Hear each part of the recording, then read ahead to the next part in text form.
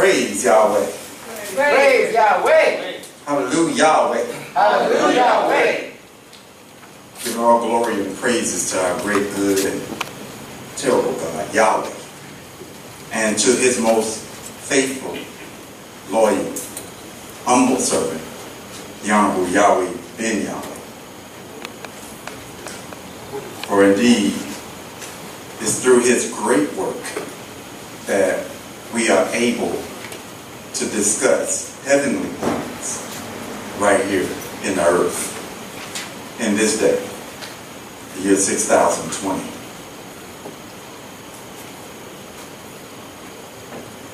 The title of the seminar is Heaven and Earth, the Sign of Things to Come.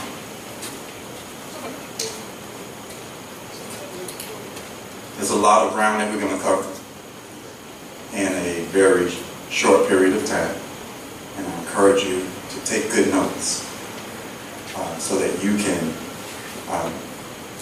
take that information back with you and do your own study. Nothing like starting at the beginning, so let's do that. Genesis 1:1 says, "In the beginning, Yahweh created the heaven and the earth." Well, this phenomenon is worthy of study. It's worthy of analysis. It's worthy of examination. It's worthy of investigation. It's very simple and extremely complex at the same time. We're going to explore some of the complexities associated with the divine simplicities in Genesis chapter 1, verse 1. Now it mentions both the heaven and the earth. It mentions creation. It mentions time. There's a whole lot of things that are mentioned in that one verse.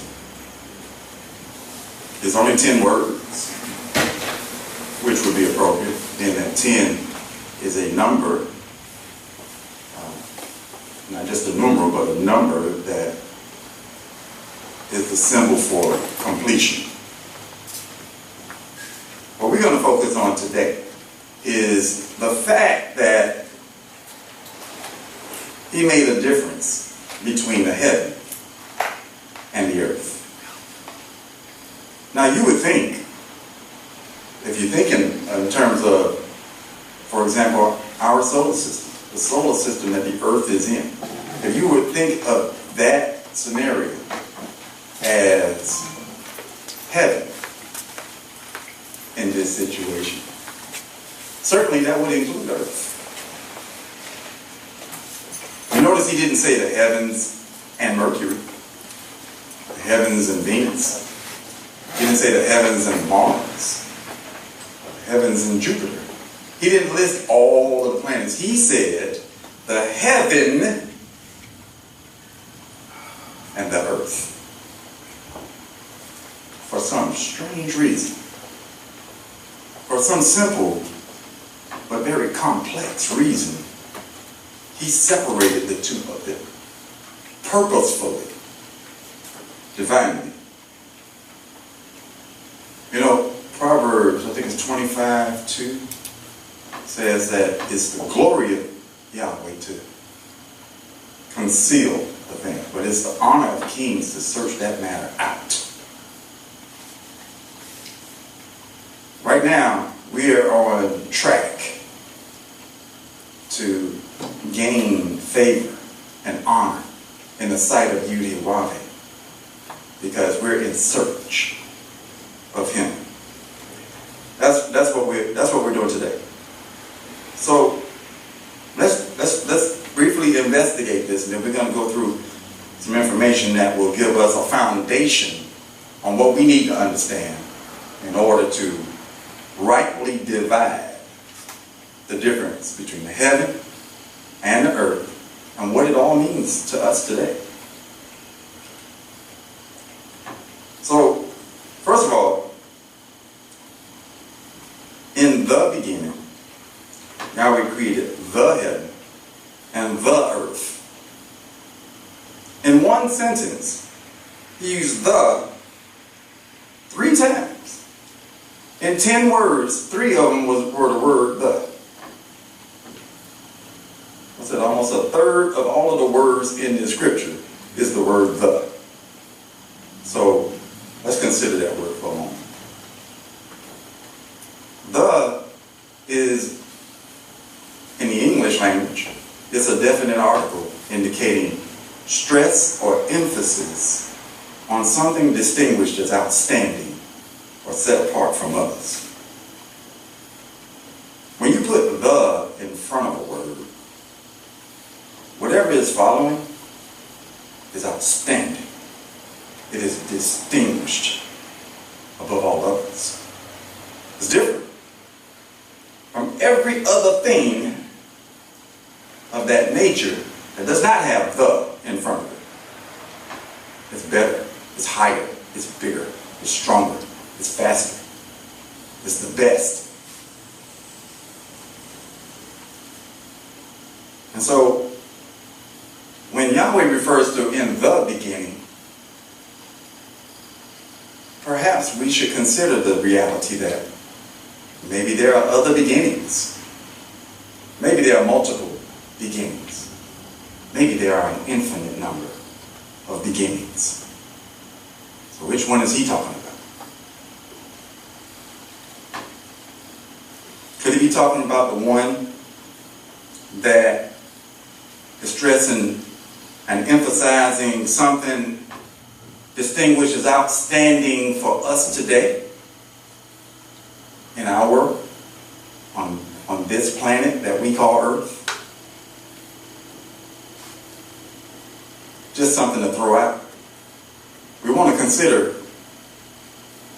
what is Yahweh giving us in the form of his words? In the form of these 10 words, we need to understand the quality of his words to the extent that we can process what's on his mind. So how are you going to know what's on God's mind?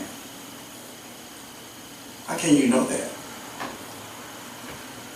Well, being made in his image and in his likeness, you have the proclivity to process his thought patterns. All nations know that there's something special about the so-called black man here in America. Even many of the so-called black men of America today know that there is something special about the so-called black man of America. Are we racist? No, we're not racing anybody. No need for us to race. Time is truly on our side. It just so happens to be that the way that history transpired, our skin color was impacted. But in fact, we are Yehuda. We are the tribe of Judah. We spell that quite similar to the way that Yahweh spells his own name. In fact, all of the letters in Yahweh's name, they are all in our name, Yehuda. The name Yahweh is Yud-He-Wav-He. The name Yehuda, the ruling tribe according to Chronicles 28:4. 1 Chronicles 28:4. Judah is the ruler forever. He never took that back. And so when you look at the letters in Yehuda, Yud, He, Wav, Dalet, He, you see the letters Yud, He, Wav, and He. They're there. You have a proclivity to process thought that is godly, because Yud, He, Wav, He is in you inherently. His essential being, his character. The infinite concept that people call God is in you. And so, It took the Honorable Yahweh ben Yahweh to come among us. And though the scripture said that he was more dead than we were. For he had no knowledge at that time that he was the mighty God. And he came with a message that revealed the name Yahweh, his Father's name, to us, which the scriptures teach us that only the Son can do. He qualified himself, not simply by a declaration, but by the manifestation of the reality associated with a power in the name Yahweh. He fulfilled the prophecies thereof.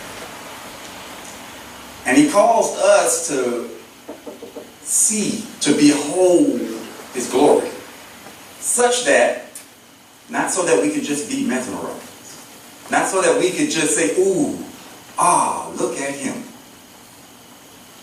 but so that we too could be begotten of the Father. That's been the plan in the Bible the whole time. That's the plan in all of the holy books. They all speak of us. But this is that day. And so we're going into the script to understand our role in the final days of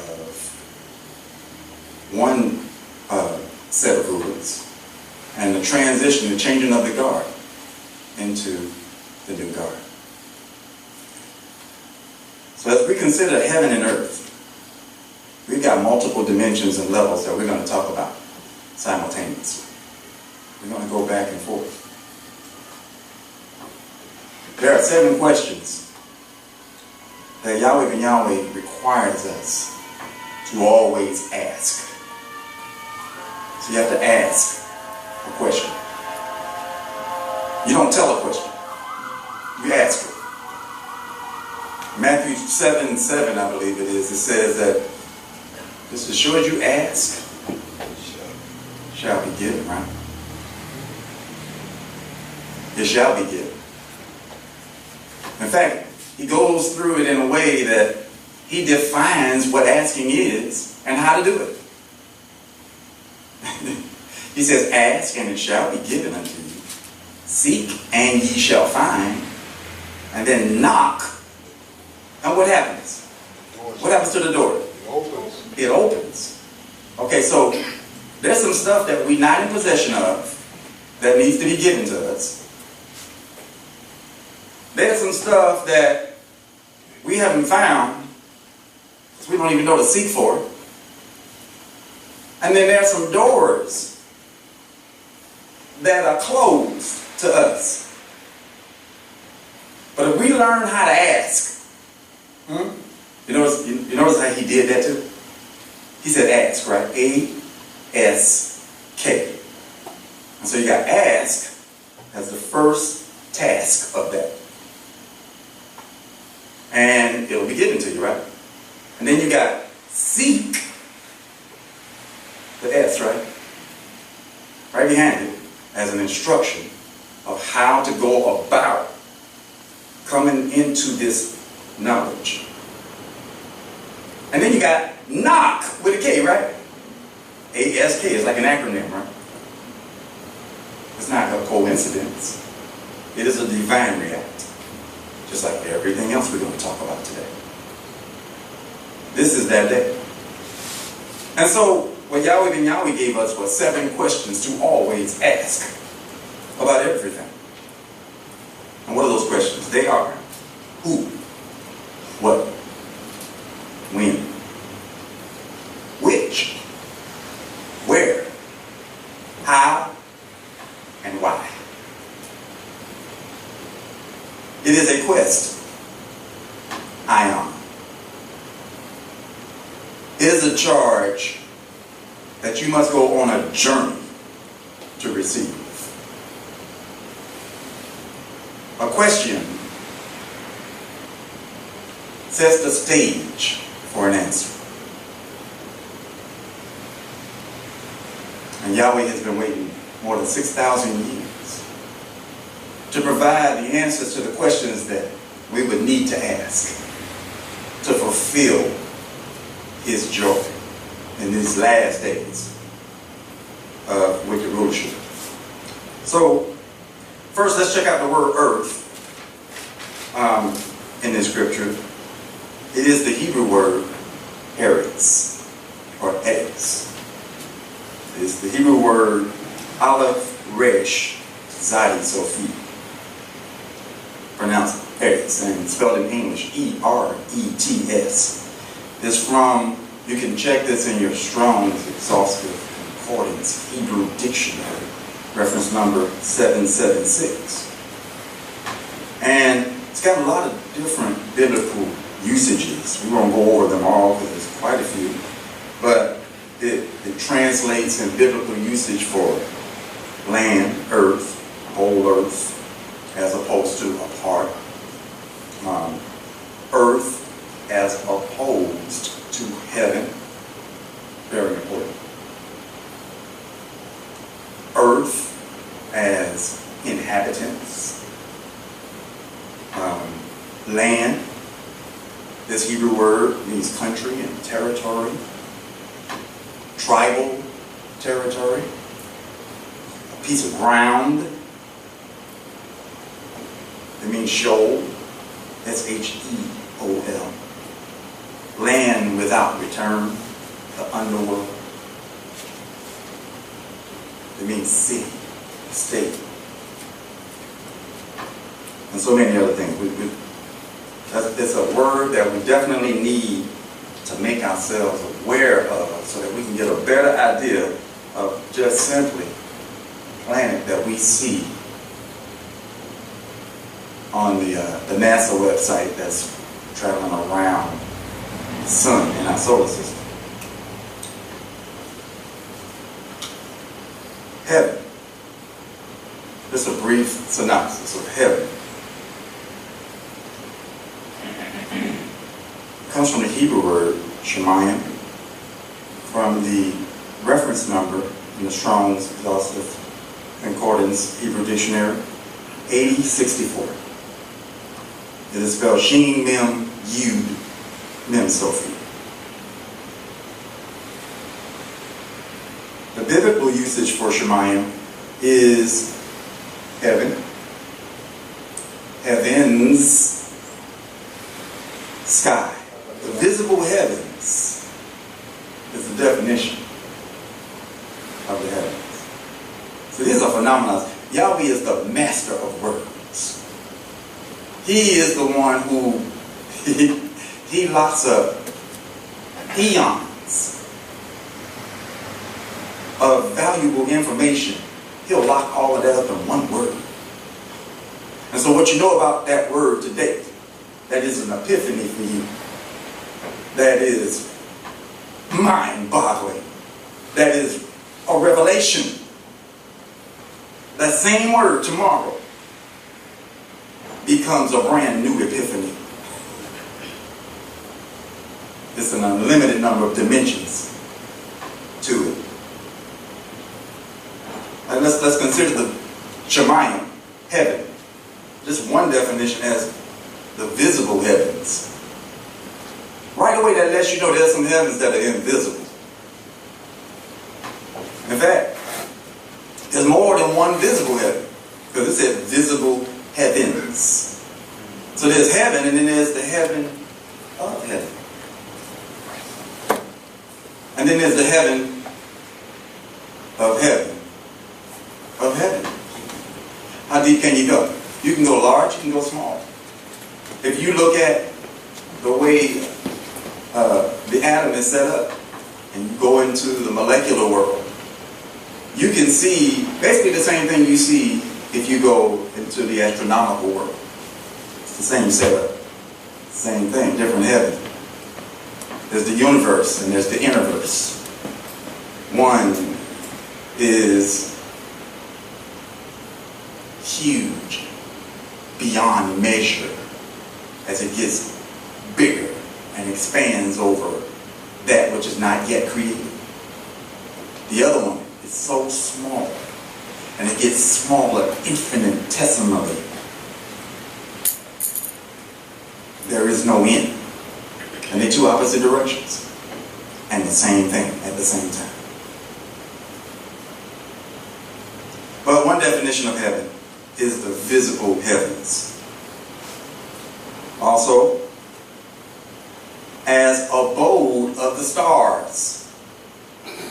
So all these things come into play when you break these words down and you get understanding. According to Yahweh's divine method of study, he has a 10-step study method that is designed to decipher 6,000-year-old mysteries that you can download into the hard drive of your mind and receive the power to think thoughts that he thinks, to think at a much higher level from what we've been taught to think. Heaven, as the visible universe, these are biblical usages here, as the visible universe, the sky, atmosphere. Let's talk about what's visible right here. What is visible to us right now? I know there's a wall right there. There's one behind me too. I see people, chairs, and lights. I see musical instruments. That's what's visible. But if I was to walk into another room, I could have a whole another world of visibility. But heaven is the visible heavens. In fact, I could close my eyes and go somewhere else while I stand here before you. I don't even have to close my eyes to do it. What's visible? What does that mean? These are questions that we must begin to ask ourselves and expand our ability to process thought so that we can be in his likeness, in his image. This is what he does. We're at the very, very early stages. So, all right, so those are biblical usages.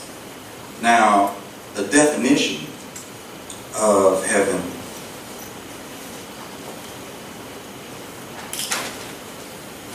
It reads from number 8064, dual of an unused singular, shameh. From an unused root meaning to be lofty. Right away, heaven is much more than just something physical. Now, it's talking about loftiness and something that you can be. To be lofty. The sky as a loft. The dual, perhaps alluding to the visible arch in which the clouds move. Perhaps.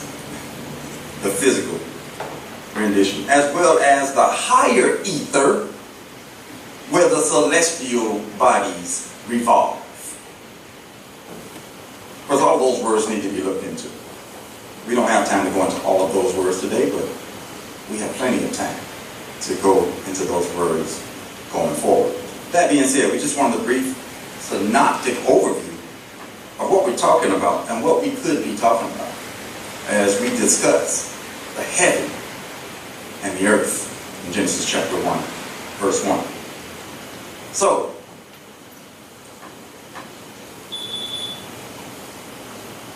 this information promises to provide us insight about the signs of things to come. And it's important that we go over heaven and earth because what we're discussing really is a current fulfillment of prophecy that we can read about if we just go to Matthew chapter 16. In Matthew chapter 16, it was the Pharisees and the Sadducees, group of men who they took great pride in what they knew about the law of Yahweh. but they were not genuine in their hearts. They didn't have the spirit of Yahweh. They used the law to for their own gain, to further their personal interests and their group interests. And they were often quoted in the book as trying to entrap the Son, the one who is called the Son, in his words. And so, starting in verse 1, it reads, "The Pharisees also with the Sadducees came, and tempting him," the Son of Man, "that he would show them a sign from heaven. Now he answered and said unto them, When it is evening, ye say it will be fair weather, for the sky is red. And in the morning it will be foul weather today, for the sky is red and lowering. O ye hypocrites! Ye can discern the face of the sky, but can ye not discern the signs of the times?" Verse 4, "A wicked and adulterous generation seeketh after a sign, and there shall no sign be given unto it," that wicked generation, "but the sign of the prophet Jonah. And he left them and departed." Okay, so he basically told them, "Y'all wicked. I know who you are. I see what you're trying to do. You want me to tell you when the end is coming, so that you can try to get your act together and slip into heaven. I'm not giving you a sign except one sign, the sign of Jonah." Now, you can go and research this for yourself. It will be good for you to do that. But there's an actual sign that happened during the time of Jonah. While Jonah was dealing with his own personal issues with Yahweh, that is so famous, with the big fish and all of that. Yahweh was working on Nineveh. See, Nineveh was a wicked, wicked country. Jonah didn't want to go there because it was kind of like, why would I do that on purpose? These people are wicked. They deserve whatever wrath Yahweh has for them. But while Yahweh was humbling Jonah, he was humbling the people that he was going to meet. Because Jonah didn't believe they listened to anything he had to say anyway. And how did he do that? Well, it's interesting because in 763 BC, that's where they measured the time. Right along that exact same time when Jonah was coming, there was a huge eclipse that went over Nineveh. Nineveh is an actual place in the Middle East. And you can go into secular history, you can Google this eclipse, and you can see that on that day, the sun was darkened in the middle of the day. Now, can you imagine people who are not really into, the divine sciences, and in the middle of the day, it just goes black? That's pretty scary stuff. What is going on? That kind of stuff will humble you. Make you all of a sudden want to consider, are we trying to keep my attention about something? And that's exactly what happened in Nineveh, because what happened was when Jonah got there, he was shocked that they were ready to listen to what he had to say for some strange reason.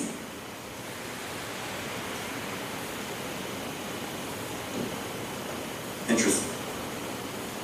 So,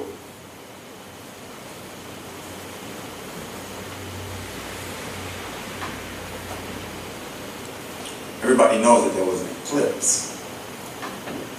Got worldwide press. Everything shut down. They weren't even talking about Trump doing this. Everything focused on the power of what was really going on. We had a wicked and adulterous generation who was really concerned about the sign. And they lost their mind. They broke the internet with this stuff. is all there. And it's an interesting thing. Let's talk about that for a moment, because that's very significant, because that's dealing with the heaven and the earth. Because that it's strange how the United States of America, for the first time in history, an eclipse crossed only one country. It didn't cross another country, though. It crossed one country. And it's a strange thing because it came in Oregon. Yeah. It came in Oregon. Oregon was the 33rd state to come into the Union of America, of the United States. Remember that number, 33. That's a pretty significant number. And it cut America in half, literally. Came across the heartland. The first city that it actually hit was a city called Salem, Oregon. You know, like in Jerusalem. Salem. Salem in the scriptures is the place where Abraham ran into Melchizedek. Melchizedek is the high priest of Yahweh. So Yahweh got all these signs and all this information associated with this great sign. The prophet Jonah in our day and time, right here on the earth, using the heavens. And so here comes the eclipse coming across, and it comes all the way across, and it comes out of America in South Carolina, which is on the 33rd parallel. You know, when you're dealing with longitude and latitude, you got parallels. So it came in on 33. It left out on 33. Now see, there was a man, they call him the Son of Man. They got names for him and stuff. And he's depicted as being, you see him grow up to he's 12 years old, and then he disappears from the script. And suddenly he reemerges as a grown man at 30 years old. And at 33 years old, this man is accused. He's persecuted. They hunt after him. They set traps for him to try to fall, so he can fall. Eventually, they arrest him. They declare that in fact he's not guilty of anything, and yet they convict him anyway at 33 years old. And they go on to crucify him. And during that time, this is about 1,000 years later, the sun darkened. And there was a great earthquake. All things that we need to remember as we study this. We're not going into that. That's a different class. I'm just pointing out that he was 33 years old. 33 is the degree among the secret societies, among our brothers who study the so-called Masonic knowledge. It's an honorary degree. But you have to make a choice between the Son of Man and their order. So everything is symbolic. Everything is symbolic. Okay, so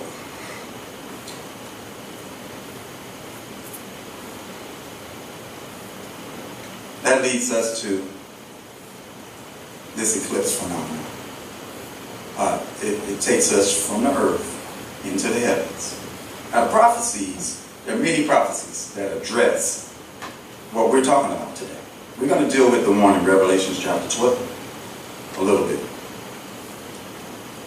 Revelation chapter 12, starting in verse 1, it says, "And there appeared a great wonder in heaven, a woman clothed with the sun, and the moon under her feet, and upon her head a crown of 12 stars.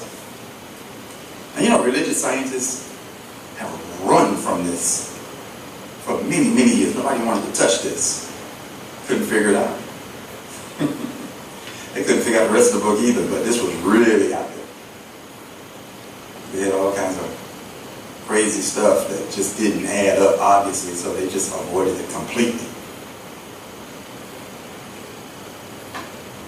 But let's go ahead and read through it, we'll come back. Verse 2, it says, "And she, being with child, cried, travailing in birth, and pain to be delivered.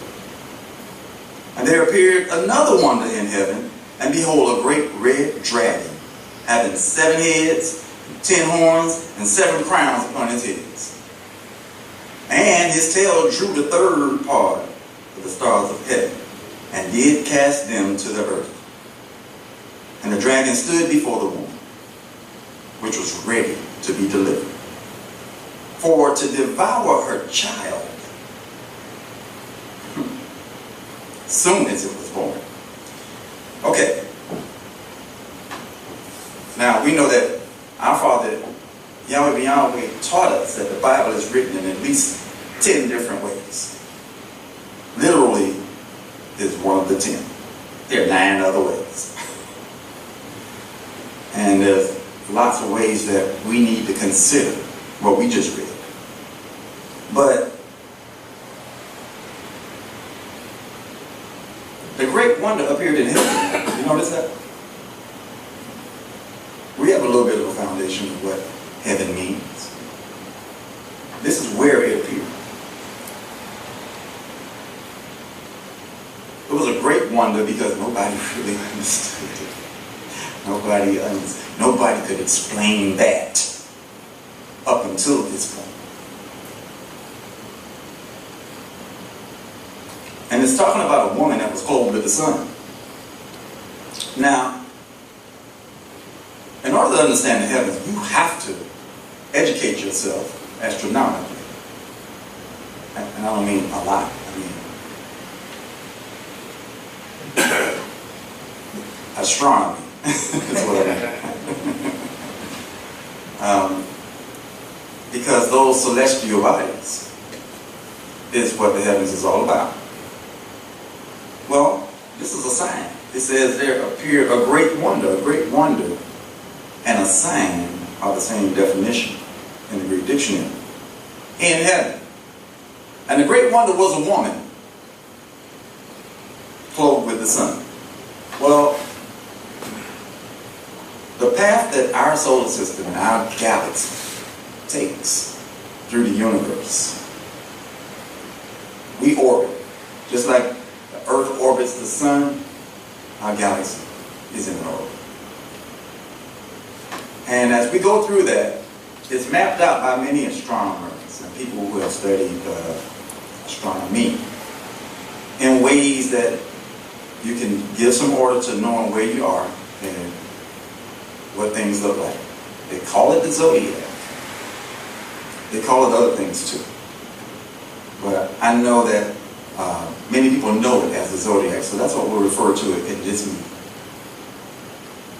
So there are billions and billions of star systems out there. But there are some that you can see with the naked eye from the earth. And so we're going to talk about a little bit of that. If you have a telescope, it's even better, because you can see this stuff. You can verify the information and see. In fact, if what we read in the book is what you see in the sky. And even if, whether it is or if it's not, it's just a sign. Okay, so the woman is Virgo. Virgo is a virgin. And this woman is clothed with the sun in the scripture. And if you look at the way that everything was set up as of the autumnal equinox, September the 23rd, it met this description exactly. When you looked at the constellation that was in Virgo, there were right above Virgo is Leo, the great lion. And Leo's stars, which in that particular constellation is 9 stars. Say, well, this scripture said she had a crown of 12 stars. So that wouldn't suffice. But on that particular day, you know, when you look up in the sky, you see shiny lights. You see some that sparkle, and you see some that don't sparkle. They just stay alight, you know. Well, the ones that sparkle, those are suns. They generate light and heat from within themselves. You see a generator is what you see. And the ones that don't sparkle, well, those are planets. They reflect the light off of the sun. Well, on that particular day, there were 3 planets in our system that were positioned from our perspective here on the earth, right at the crown of Virgo. Hence, we had, what, 12 stars above her head. The sun was positioned right at her shoulder, and the moon at her feet. And then the next scripture says that she being with child. So Virgo was pregnant, y'all. And I didn't see no constellations, you know, that could possibly have been responsible for that. So I'm assuming that was an immaculate conception. It's not about what religions think that some woman got pregnant without doing what's physically required to get pregnant. You see? It's a sign in the heavens. It didn't say it was a sign in the earth. The sign is in the heavens. And so, this woman being with child, she had a child in her belly. And if you looked in her belly, there was a light in her belly that was going back and forth in what would be her abdomen area. Going back and forth. That light was the planet Jupiter, which is the largest planet in our solar system. It stayed right in her abdomen area for 42 weeks, y'all, to the date. 9 months. Going back and forth. And on September the 23rd, it came out from between Virgo's legs. So, the scripture says, she being with child, travailing in birth, and pain to be delivered. Verse 3 says, and there appeared another wonder in heaven. Where did it appear? In heaven. And behold, a great red dragon, having 7 heads and 10 horns, and 7 crowns upon his heads. Every single detail to the letter is there, y'all. There is an adjacent constellation that has positioned itself right below Virgo, called Draco. Just drop the N off dragon. It's called a Draco. And every single element of the 7 heads and 10 horns and 7 crowns, they're all there. Check that out for yourself. Google this information. They're so afraid now, they're just throwing information on the internet. Some of it, you don't just believe it because you see it on the internet. Make sure that you ground yourself in logic and reasoning and Yahweh's teachings. Verse 4, it says, and his tail drew the 3rd part of the stars of heaven and did cast them to the earth. Now, what we want to understand is that what's going on in the heavens is a sign. It is a sign of what's happening to the celestial bodies. Who are the celestial bodies? See, there's a relationship between the heaven and the earth. For some reason, Yahweh laid it out like that. Something happened in heaven some time ago where Yahweh cast 1/3 of his angels along with Lucifer, who was one of his angels, into the earth.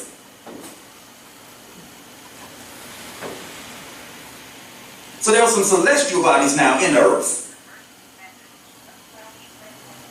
And the last 6,000 years is proof that the foundations of the earth have been out of course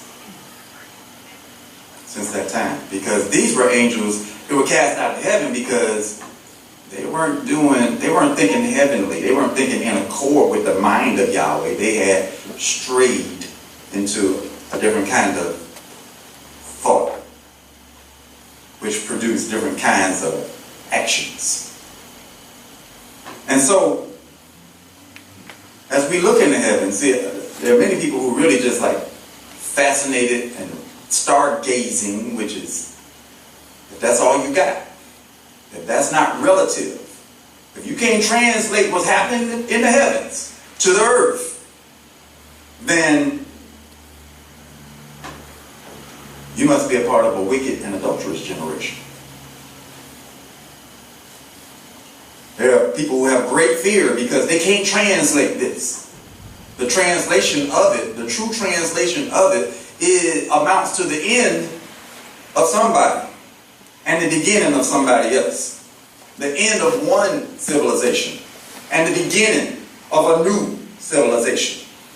A righteous civilization. An obedient civilization. One that's not of the earth, of the ground. You notice that? Earth, by definition, is the ground. That's the lowest you can go. Drop the G, it's round.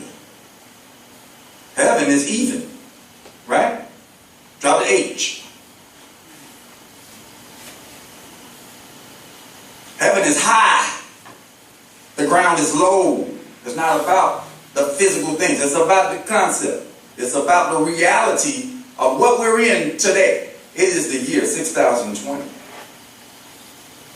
Yahweh is manifesting the prophecies of the Bible.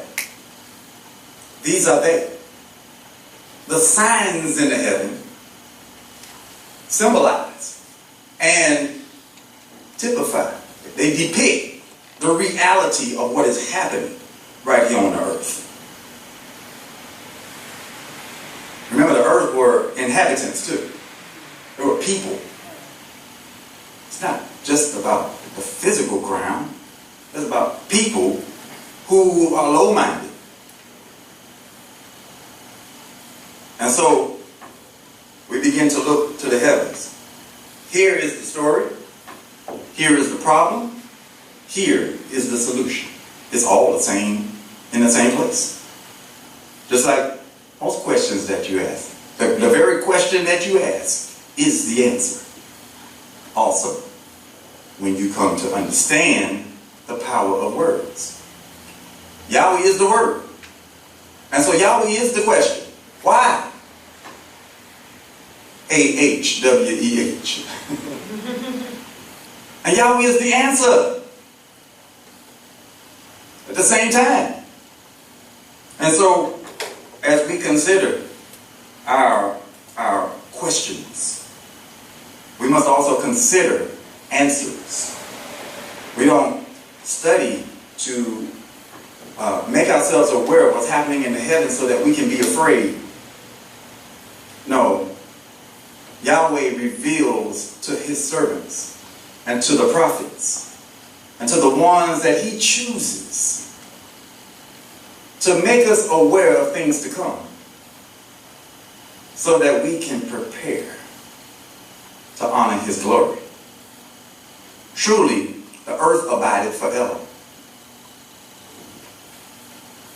So what does that say about the heavens? Can the earth abide forever if the heavens is not abiding forever? You don't have to worry about somebody destroying the earth. They tried to destroy Mars before they tried to destroy Earth. It's still there.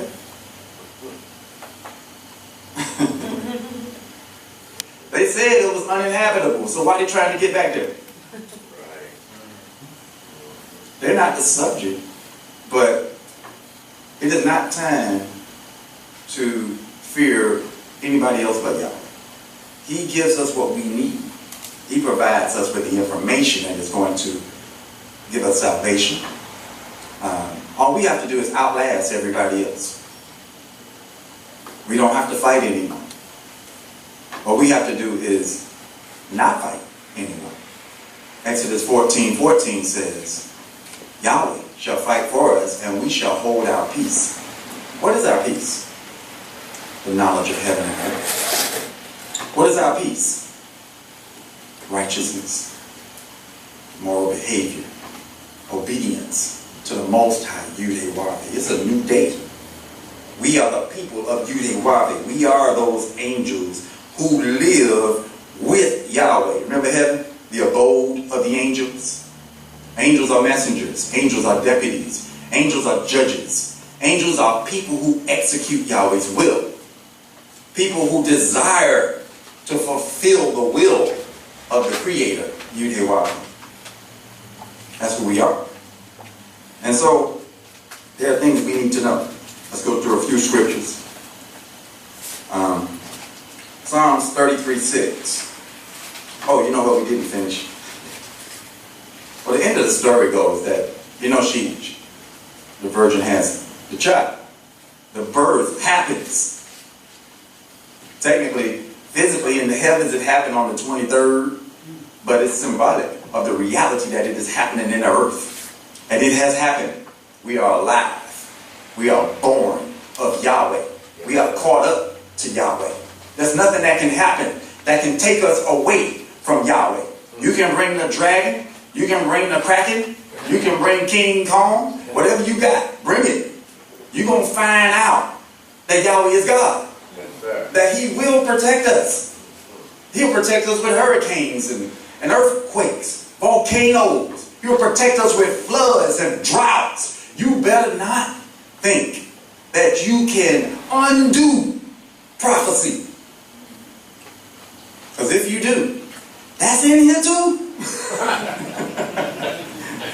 Yes, sir. It's all about the day of Yahweh. This is it. It is a glorious day. And it's a blessing for us to get to be whole. Psalms 33:6 says, by the word of Yahweh were the heavens made, and all the host of them by the breath of His mouth. Job 38:31 through 32. Canst thou bind the sweet influences of Pleiades, or loose the bands of Orion? Canst thou bring forth Mazzaroth in his season? Or canst thou guide Arcturus with his sons? Genesis 1:14 through 15. And Yahweh said, let there be lights in the firmament of the heaven to divide the day from the night, and let them be for signs and for seasons and for days and years. With our new knowledge of heaven, we got a whole new dimension that we can consider with these scriptures. Luke 21:25. And there shall be signs in the sun, and in the moon, and in the stars, and upon the earth distress of nations with perplexity, the sea and the waves roaring. Psalms 19:1 through 4. The heavens declare the glory of Yahweh, and the firmament showeth His handiwork. Day unto day uttereth speech, and night unto night showeth knowledge. There is no speech nor language where their voice is not heard. Their line is gone out through all the earth, and their words to the end of the world. In them hath He set a tabernacle for the sun. Revelations 1:1.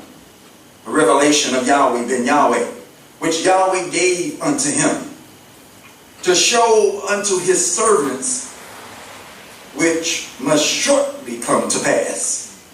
And He sent and signified it by His angel unto His servant John, Now John is the Greek word is a reference from the Hebrew word Yochanan. John is not, you know, in English they try to make you think John is a toilet. Or that is a prostitute's client. But John is a Hebrew word. It is a mystery that can provide you with salvation in the day of trouble. Because John means, it is Yochanan in Hebrew. Yud, Wav, Ket, Nun, Nun, Sophie. It means Yahweh is gracious. And see, we take the word gracious, and we study gracious, and we learn how to be full of grace and truth. It is our salvation. These are the mysteries of what's happening in the heavens that impacts the earth that we manifest in this day. So Isaiah 66:7 through 8. Before she travailed, she brought forth. Before her pain came, she was delivered of a man-child. We don't have to worry about, is the birth going to happen? We don't have to worry about, I'll be safe. We don't have to worry about the pain that we're witnessing that people are having and the destruction. Because before it came, she brought forth. Yahweh is that sun-clad woman. It's not about his flesh.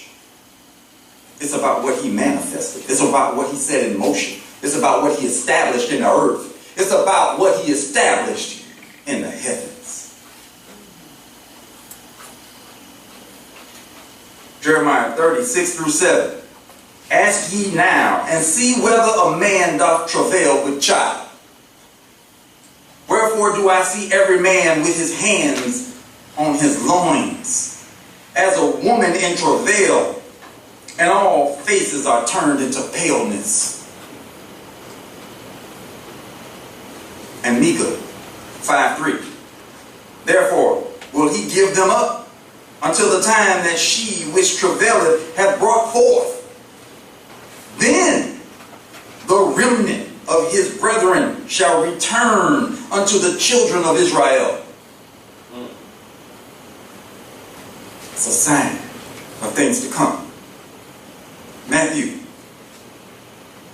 2:1-2. Now when Yahweh was born in Bethlehem of Judea, in the days of Herod the king, behold, there came wise men from the east to Jerusalem, saying, where is he that is born King of the Jews, King of the Hebrews? For we have seen his star in the east, and are come to worship him. See, there's lots of people watching the stars, y'all. They're looking for signs to come to the birth so that they can help the sun and the sons. They're going to bring gifts. They've been waiting on this. They know where to come. The star's going to lead them to where they need to go.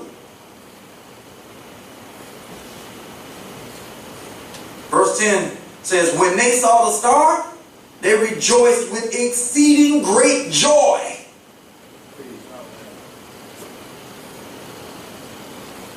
Talking about the heavens and the earth. So Revelation 2:26-27 says, and he that overcometh and keepeth my works unto the end, to him will I give power over the nations, and he shall rule them with a rod of iron. As the vessels of a potter shall they be broken to shivers, even as I received of my Father. Isaiah 13:6-8. Howl ye, H-O-W-L, howl ye, for the day of Yahweh is at hand. It shall come as a destruction from the Almighty. Therefore shall all hands be faint, and every man's heart shall melt, and they shall be afraid. Pains and sorrows shall take hold of them, They shall be in pain as a woman that travaileth. They shall be amazed one at another. Their faces shall be as flames. Isaiah 26, 19 through 21. Thy dead men shall live. Together with my dead body shall they arise. Awake and sing, ye that dwell in dust. For thy dew is as the dew of herbs, and the earth shall cast out the dead. Come, my people, enter thou into thy chambers, and shut thy doors about thee. Hide thyself, as it were, for a little moment, until the indignation be overpassed. For behold, Yahweh cometh out of his place to punish the inhabitants of the earth for their iniquity. The earth also shall disclose her blood, and shall no more cover her slain. Finally, Romans chapter 10, verses 9 through 10 says that if thou shalt confess with thy mouth Yahweh ben Yahweh, and shalt believe in thine heart that Yahweh hath raised him from the dead, thou shalt be saved. Praise Yahweh. I know that's a lot of information, but now's the time for us to get our heads in the game and to consider the fact that the heavens are giving us the signs that we need to know that Yahweh is true, that the prophecies are real, that we are chosen to accomplish his divine will in earth as it is in heaven. Praise Yahweh. Praise Yahweh. And so with that, we'll bring this session to a close. Stay tuned for part 2. Yes, sir.